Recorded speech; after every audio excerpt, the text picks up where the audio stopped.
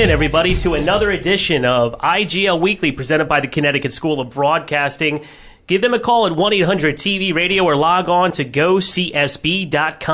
Another edition of IGL Weekly. We are tomorrow's broadcasters today. In the studio, we've got Matt Kumor, we've got TJ Grumm, and Shawn Brown here. Good to see you guys. How's it going? How do you like our new digs here and our new setup? I like it a lot. Big fan. Big fan. Radio guys, right? Yeah. Absolutely. All right. This is our turf. Yeah, now you're on our turf. You got that little set downstairs and the nice comfy chair. Now you're behind in a wheelie chair. It's good to do a radio/television show with you two. Yeah. It's a good time. Now, we're nearing the halfway point of the IGL season, correct? Mm-hmm. Yep. And, of course, there was a league-wide bye for Memorial Day weekend where the teams got a little bit of a break in the action. You like that idea? Oh, I loved it. Myself, I loved it. It gives the players a chance to enjoy their holidays. Go barbecue, remember, thank the soldiers and whatnot. So, I'm all right with it. And it gave us a chance to enjoy our holidays. Yeah, and exactly. Yeah. That was great for me. I got a couple barbecues, and not only one, but two. And, I think it's great for the players because, just like the NFL, they have bye weeks going along for them. So every single week, then, why not get a bye week going? What do you think the players ate over the holiday weekend, or do we not want to know? I hope they ate well, but not overstuff themselves. Eat healthy. They are athletes, and I don't want my athletes, eating every rib to ever exist. I'm all right with them eating a couple thousand ribs, but not too much. All right. Well, hopefully they all had enough to eat, and now it's time to get back to work, gentlemen. As week number 5, we are embarking on week number 5 of the IGL schedule. Certainly, we'll start with the Champions Division and break down that division for our viewers this week. This is a division that basically has, in my opinion, 3 very good teams in it. One team pulling up the rear, that would be the Falcons at 0-3. Any surprises so far in the Champions Division of the IGL? You can take it first, Matt. Okay, I'll take it Don't first. be shy, Matt. Jump right in there. I won't be shy. I think my biggest surprise to me is the Frankfurt Chiefs. The Frankfurt Chiefs, to me, are an underrated team. They have a close loss to the 4-0 Bulldogs, which makes them a really an iffy 2-2 team. Their quarterback, Tyreek Smith, is playing unbelievable. He can put the game into his hands whenever he wants, and it looks like they can fight for the lead in that division all season long. So it's fair to say that maybe, if I'm reading you correctly, they haven't played their best football yet. I don't think they have, no. Okay. Now, do you get the impression, TJ, because I do, that team relies solely upon Tyreek Smith and his legs and his shoulder, though? Because I think their defense has been pretty good at times this year. Their defense has kept them in games, but offensively, I think some other players need to step out and help quarterback Smith out. Yeah, if you were there for week 2 against the Camden Lions, Tyreek Smith was not there for the first half, and they struggled to put points on the board against the Camden Lions, whose defense is good, but by no means able to stifle that offense. As soon as Tyreek got there, game flipped. The script flipped, and everything was kosher for the Chiefs. Yeah, and to be perfectly honest with you, I agree with Matt. 2-2 start. They could certainly be a lot better than that, and I think they will have a better second half. But, right now they're in the middle of the pack. You got a couple 2-2 teams, the Chiefs and the Hornets, both 2-2. As we mentioned, the Falcons bringing up the rear at 0-3. Is there any hope for the Falcons in the second half? We're almost at the midway point. Can they turn their season around? Quarterback Julio Perez has been under a ton of pressure, has not had a lot of protection this year. Is there any chance that they can, turn their season around or even win a game at some point? I don't know. When week 1 loss to Camden that they had the lead in and they let Camden score 22 points unanswered, they severely looked like they didn't have any heart to them at all, and they just kind of gave up. The wind went out of the sails, so to speak. They opened the season so well that first half, and that the second half just stopped. They seemed to be unable to get out of that rut. And I don't know if 4 games in, that might be who they are, a team that has a lot of skill but not exactly a lot of heart. What do you think, Matt? But then again, on any given Sunday or any given day that football is played, any team can win a football game. I like it. So if the Falcons could come up and start and win the next 6 games, 7 games, and win the division, you never know with football. I'm not saying that they can't. I'm just saying from what they've shown us these first 4 weeks, or 3 weeks, because they did have the bye prior to this. They had a bye prior to the holiday weekend. They haven't showed us exactly who they are. At least what they're trying to sell us. Yeah, perhaps you're right. Certainly, they can play better football. Yeah. They need to eliminate a lot of the mistakes. They certainly need to, protect their quarterback a lot better. If they start protecting their quarterback, it's what you said, Matt. There's a lot of football left. If they can just protect their quarterback and win a game at some point, maybe they can get on a winning streak and get some momentum rolling in the positive direction. Yeah, I know they're hoping that, and like you said, they need to protect their quarterback. So I think that they're leading the league in allowed sacks, and I don't know how Perez is getting up after all those sacks. He's getting hit hard, too. Yeah, he's definitely taking a beating, no question about it. All right, so at the top of the division, the 3-1 Steelers. The Steelers, of course, beat the Hornets in what was the IGL Showcase Game of the Week in Week 4, beating the defending 2012 champions. Certainly a strong showing, and perhaps, Matt, a statement game for the Steelers. Oh, I absolutely think so. Both of those teams going into that game 2-1. They both really taken over the who really wanted to take over that division lead. And I mean, the Steelers they have that loss in Week 1, won 3 straight, and they're looking like they're really coming out of a rut that we thought they might have been in Week 1. What kind of a statement, TJ, did they make by beating the defending champs? That last year is over. It's 2013 now, and that they're going for that Soul Cup. They want to go to Orlando. They want to play for that championship. They're 3-1. And they just smacked the Hornets. The Hornets were coming in. They were riding a 2-game winning streak, and they just got beat up. Overall, they just did not look good. What do you guys think is going on with the Hornets this year? Because they don't look like the same team as last year, but I think it's too early to count out the defending champs. What do you guys think? I mean, their quarterback play has been inconsistent. There are games where Muhammad is very good, and then there's other games where he's throwing the ball around. He has no control over the ball, losing fumbles. And his offensive line isn't exactly helping him either. But when you're a player of that type of hype, you should probably be able to perform and carry your team when they're not playing. In fairness to Muhammad Abdullah, though, the quarterback of the Hornets, he did not play in Week 3, so that could have affected his level of play in Week 4, perhaps, Matt? Yeah, I completely agree. And another aspect of the game that could have affected him was the lack of their run game in the game against the Steelers, when the running game just never took off when they led the league in rushing by far. Yeah, before going into that week. Running back Frazier, number 9 of the Hornets, he's had a really strong season. They like to get him involved early and often because they are one of the teams in the IGL that loves to run the football. Number 3, also heavily involved, is their goal line back, if you will, and they just really didn't get the running game going in Game 4, and I think that really affected them. Yeah, I mean, it definitely showed up on the scoreboard, and the Steelers just ran away with that game in Week 4, and the Hornets. I don't think they're going to rely on their running game to score points or to really balance the offense. I think it's more mental aspects and offensive line protection with the quarterback. So, Muhammad Abdullah, I watched him play at the Pineland Sports Complex in Week 2. He had a really strong game. He is a big physical quarterback. He's not afraid to run and put a lick on the defender. I think certainly he's got a lot better football in him than he played in Week 4. Oh, yeah, and like you said, Week 2, he showcased that. He had brilliant throws and some terrific runs, including a touchdown run where he just destroyed the cornerback of the Falcons. But where is that for Week 1 and Week 4 that's just not there? Is it because it was against the Falcons, that he was able to do that? Or, because the Panthers' defense is pretty solid, one of the best defenses, and the Steelers, they hold up to the moniker. They got a steel curtain right there. Personally, I just think right now the Steelers are a better football team. I think they're a better football team. No excuses. I don't think the Hornets played a good enough game in Week 4 against the Steelers. They've got to play better football, especially in a game where you're playing a rematch of the title game. How do you not get up for that football game? It looked like they were going to come back, and then the Steelers pulled away. I just think they have to play better football, but it's clear to me right now that the Steelers are a better football team, and it showed.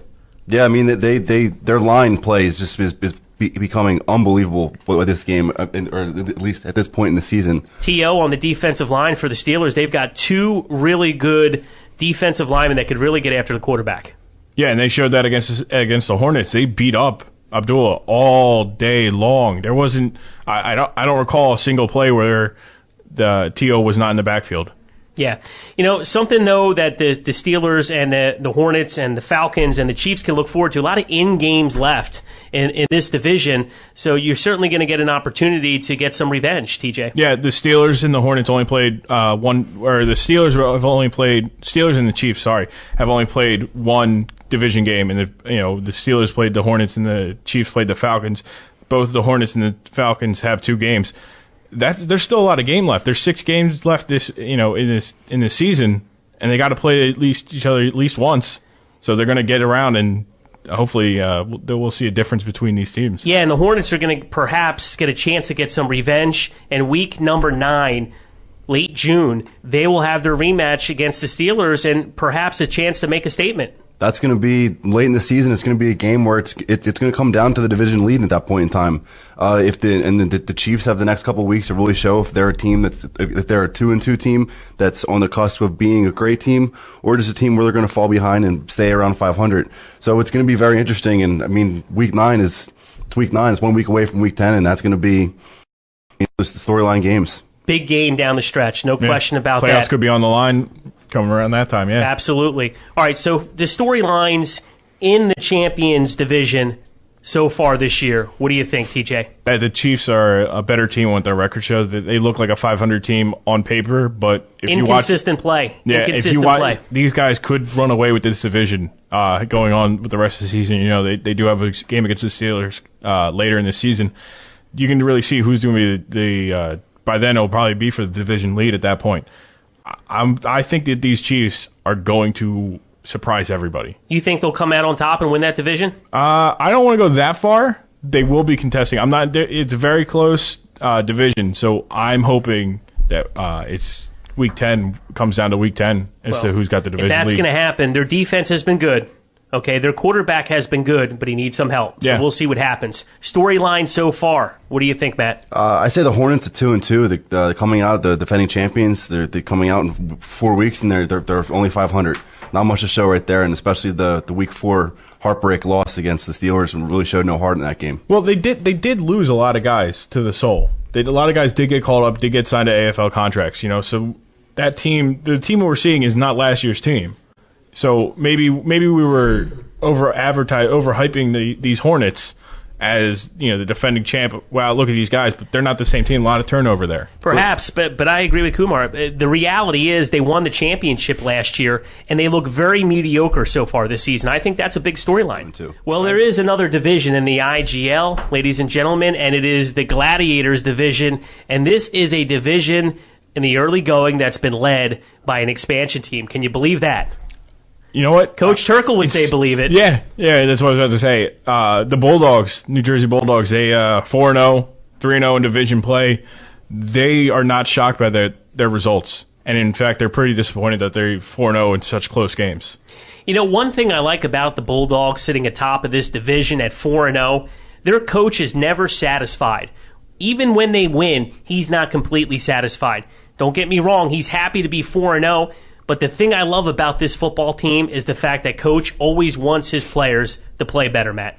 Yeah, I mean, he's yelling, barking on the sidelines, and when a snap ball and they're up by 20 points goes to the floor, he's right up on the center and getting right. You can't let that happen, especially at this point in the game. And I mean, everyone on that team is just so amped and excited, and all the time there's so much energy along that entire team, front and back, and I mean, offense and defensively, and everything about that team is just exciting. Yeah, and even if they win by 22 points, Coach is still not satisfied, TJ. No, he wants more points. He wants his team to score 60 points, and he wants his defense to keep the other team to 0, even negative points if you could achieve that somehow. And I think that's a good thing, but because what he wants most importantly for his players is to remain focused at all times. Yeah, 1 game a week. Don't overlook your opponent this week, and they haven't done that. They're 4-0. They haven't overlooked their opponent, but to Turk's point, he feels that they should be creaming some of these players, some of these teams. The Bucs, he felt that they should have beaten by more. The Panthers, he felt that they shouldn't be down at halftime against. He felt that they didn't need a second half comeback. So, I mean, the Chiefs, he thought that they were going to cream them, week one, and they didn't. It was a game of the week one. Yeah, and the reason why the Bulldogs are undefeated, 3 reasons, okay? Number 1, their team defense has been excellent. They've kept them in the game and given them a chance to win. Number 2, they've gotten a big lift from Mike Merritt coming in while Jeremy Bartuk has been injured, and he's really lifted the offense. And the third reason, a never say die attitude.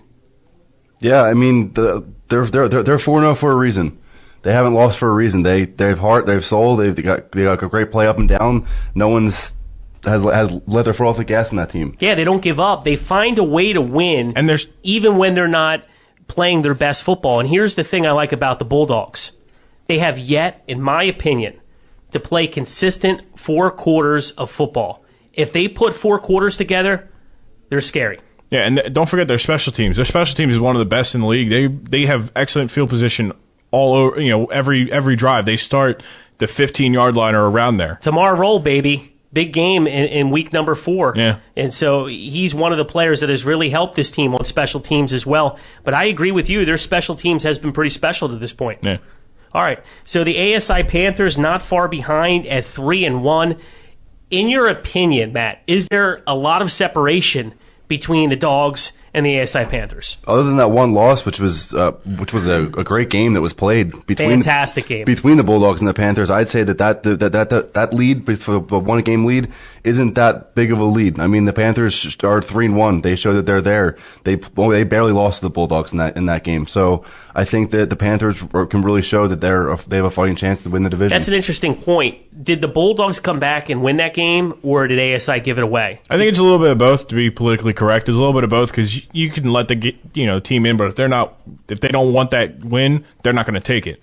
So if I have to lean one way or the other, I'm going to say the Bulldogs took that game. Fair to say that the 2 top teams in the league right now are in the Gladiators division, 1 and 2? I'm pretty sure the Steelers would disagree with you there. Their one loss week 1 to the Bucks. They didn't have Breon Shelton for the first half. I might disagree with me. So I mean, it's tough. The Bulldogs are 4-0. They deserve to be number 1, but I think Steelers Panthers fighting out for number 2 right now. No disrespect to the Steelers, they're a terrific team as well. But the Panthers doing a lot of things right. The only thing they've done wrong so far is they didn't finish off the Dogs when they had them down. Yeah, they could easily be 4-0 right now, and we could be talking about the Panthers. Look at these guys. They came on the scene. I remember talking to you prior to during the week 1 games. We were shocked at the result of that opening game against the Hornets Panthers. We were shocked that the Hornets came out so flat, and as we go along the season, we're finding out these Panthers are who we saw in week 1, and the Hornets are inconsistent. Yeah, and then you have the Lions, guys. They're 2-2, even 500. I would compare the Lions to the Chiefs. Definitely a lot of potential there, but also some inconsistent play at times. I think I would put the Chiefs just ahead of the Lions. I don't disagree with that necessarily, but there are some opportunities there for the Lions. Look at their quarterback, Manny Cabasa, 5 touchdown passes in week 4. He finally had some time. They protected him. They gave him a chance, and you saw what he could do.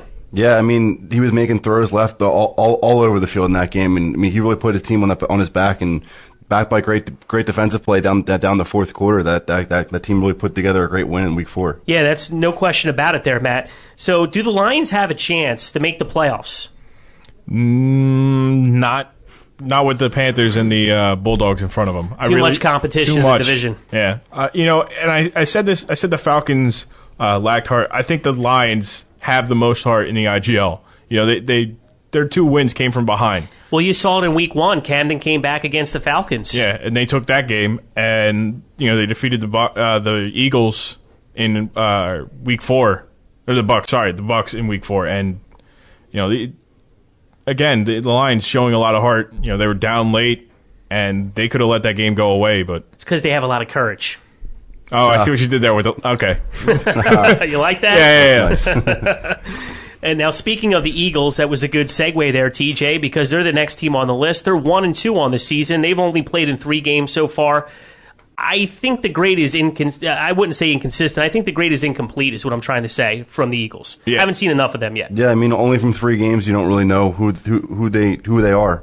I mean, what are they bringing offensively? What they're bringing defensively? 3 games, you can't really tell what a team is, especially at 1 and 2. Yeah, would you agree there, TJ? Yeah, I mean, from what I've seen, and again, incomplete. There's not enough game for us to really look at and say, but they just don't look like they're bringing it all the time. They're very slow to the line. They're very slow to get the plays out, and they sometimes they don't seem enthusiastic about a 10-yard completion as some of the other teams are. And 10-yard completion is very little in the grand scale of things, but if you're not excited for a 10-yard completion, why are you here then? Every successful play, you should say, yeah, that's exactly what we want to do. We want to gain yards. That's your point on offense. On defense, you don't want them to get any yards. So be excited. I feel like they need to be excited more often for successful plays that go in there. Otherwise, they should be happy they're 1 and 2. Yeah. And then at the bottom of the division, we've got the Buccaneers, 1 and 3. Surprising 1 and 3 start for you? I say it would be a little surprising. I thought they would be 2 and 2 at this point in time, but I mean they've just, like I said, they haven't really gotten everything together yet, and just like a couple other teams in the bottom division, like the Eagles or the Falcons, you haven't really seen much from them to see who they're going to take over or what they can possibly do in the season. I'm a little surprised. I don't know about you, TJ, but I think they're a much better team than their 1 and 3 record indicates. Are the Bucs? I got to disagree with you guys. I just don't. They have it. I mean, that first win over the Steelers aside, they have been very, very shaky on all facets of the game. They're not playing well. All right, so let's talk about storylines in this division. For me, I think the obvious answer has to be the expansion team at 4-0. Yeah, I mean the Bulldogs. I don't think anybody really saw it coming, but I mean the talent and the coaching and everyone put it together, and everything's going right down with the New Jersey Bulldogs right now. Well, you talk to some of the teams in this league, and they'll tell you that they knew New Jersey had a good team going into the season, and certainly if you talk to the Bulldogs, they're not surprised by this 4-0 start, TJ. You say some teams aren't surprised, but there's 2 teams towards the top of the 2 teams in the Champions Division that would disagree with those teams. And those teams being the Steelers and the Hornets. They still think it's up to those 2 guys. Those 2 teams. They don't think that they don't have the Bulldogs on their radar at all. Yeah. All right, you're listening to this special edition of IGL Weekly, powered by the Connecticut School of Broadcasting. Tomorrow's broadcasters today, I'm Shawn Brown, and my sidekicks are here, TJ and Matt. And did he just call us sidekicks? I think he did just call us sidekicks. Sidekicks. Dude, we're like the Justice League, all right? Yeah. You can be Superman. I'm not Robin. I'm Batman. He can be my Robin. He's my Robin. I'm not your Robin. You're my Robin. I'm no one's Robin. I'm no one's Robin. You can be my Nightwing? I've lost all control. What do you call us sidekicks? I'm not Aquaman either. My co-host. Okay, we'll take that. Yeah, is that better? That's right. More acceptable. Yeah. Heaven. All right, that's more better. So anyway, we want to wrap up the show by handing out some awards. What do you think? I'm all right with that. We're almost at the halfway point. So we thought we'd do mid-season awards. Let's start out with the most valuable player of the IGL halfway through. Who do you think it is? I'm going to give it to Tyreek Smith of the Frankfurt Chiefs. Number 4. I mean, that kid can just put a game on his shoulders, just take it over and wow the crowd. Hey. He's the throws he puts up to his receivers. I mean, even the catches his receivers makes for him on some games. But what he can do with the football in his hands is just remarkable. TJ Grumm's MVP. Foxworth of the ISL. Number 30. ASI. Whoa. All Stars Incorporated. Panthers. I should have said that. It would have been quicker. But yeah, he's a tremendous talent. I think he's the best running back in the league. I know you gave Frazier of the Hornets that title, but that would be incorrect, sir. Yeah, that would be incorrect. What? That you gave him the? No. Foxworth is the best running back.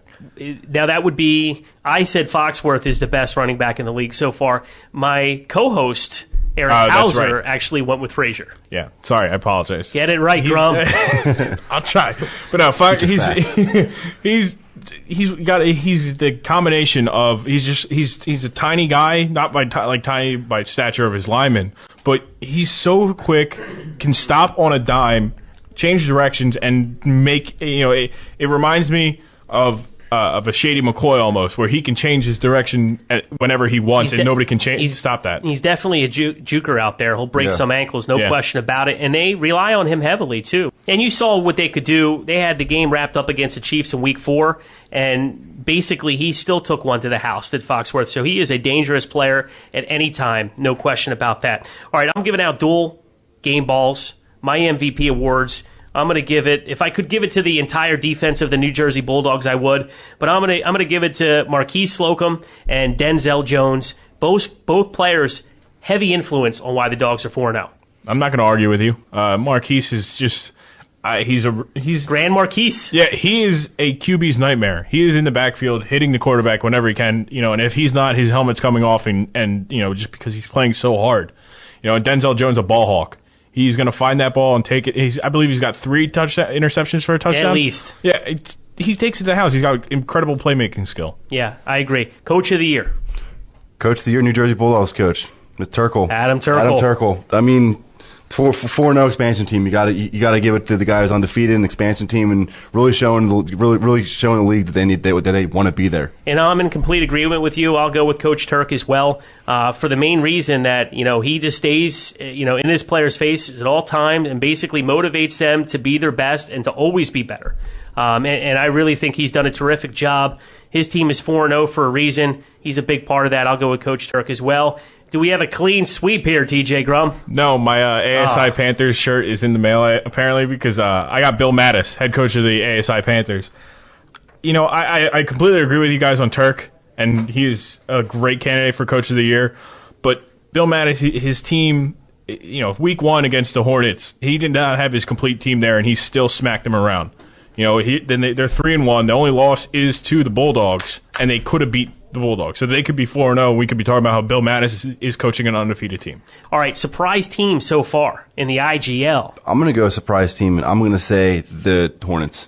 The Hornets have to be a surprise team at 2-2. So you go negative surprise. Yes, I mean, you thought they were going to bring more to the table, and they're sitting there right in the middle of the Champions Division at 2-2. Do you have a good surprise, TJ? I do. I have the Chiefs. Not a lot of talk about them. They're 500. Yeah, but there wasn't a lot of talk of them coming into the season. And they have they have a lot of talent all over the place. Maybe 1 or 2 tweaks. And they play a full game. They play their best game. We could be talking about them 3-1. Taking challenging the Steelers, and I still think they challenge the Steelers for this division lead in a couple weeks. I'm a simpleton. I'm going to go with the Bulldogs. They're 4-0, and they're an expansion team, so I have no choice but to go with the Bulldogs. All right, game of the year so far. I think it's the Dogs and the Panthers in Week 3. Any disagreements? I have to agree with that. Yeah, I wasn't there to see it. Bulldogs versus Chiefs that first week. For my co-hosts, TJ Grumm and Matt co-hosts, Kumor. not sidekicks. I'm Shawn Brown. That'll do it for this edition of IGL Weekly. We want to remind you we'll be here with you each and every week for the course of the 12-week season. I said it again. The 10-week season, excuse me. We'll see you next time on the Connecticut School of Broadcasting presents IGL Weekly. So long, everybody.